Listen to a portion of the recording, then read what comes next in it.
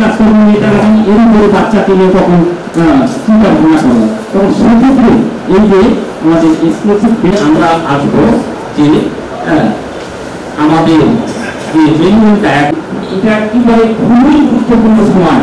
এই সময়টার মধ্যে যে আমাদের মিনিমাম ডায়েটারি ডাইভার্স 22 সালে দেখা গেছে যে ওই 19-20 হয়তো দেখা গেছে 38% যেখানে ছিল সেখানে হয়তো 19 বাচ্চাদেরকে যতই আমরা ঢেলে দিয়ে যত বেশি খাওয়ানোর চেষ্টা করি এত ভালো কিন্তু করতে হবে যে মায়ের মতনে খাওয়াতে হবে।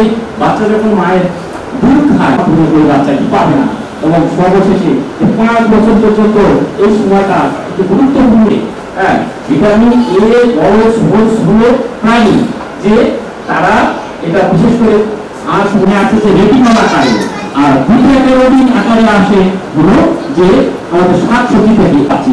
সেক্ষেত্রে যে গর্ভবতী মা এটা কম নিতে পারতেছে, বাচ্চাদের যে আমাদের যে স্বাস্থ্য মন্ত্রণালয় স্বাস্থ্য পরিকল্পনা অধিদপ্তর যে তারা যে গুরুত্ব দেব, তাই আমরা সংশ্লিষ্ট যে পুষ্টিগ্রামে যারা সদস্য তাদের সাথে আমরা যারা স্টেক হইলে আমরা কিভাবে এটা নিশ্চয়তা দিব।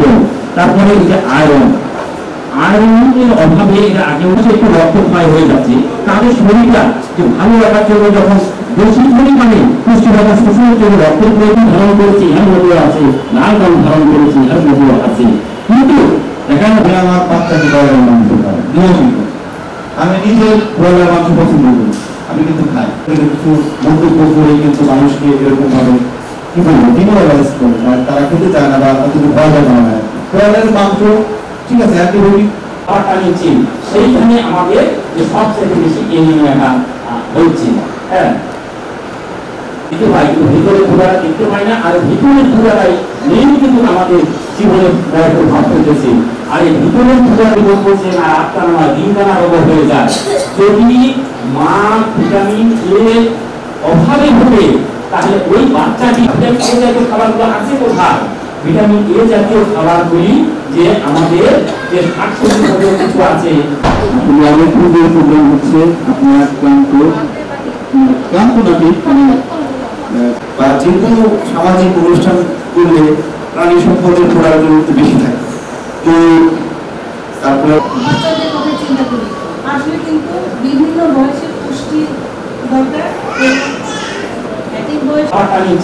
সেইখানে আমাদের যে সবচেয়ে বেশি এনিমিয়াটা হচ্ছে। এখানে আমরা অনেকদিন যাবত সাথে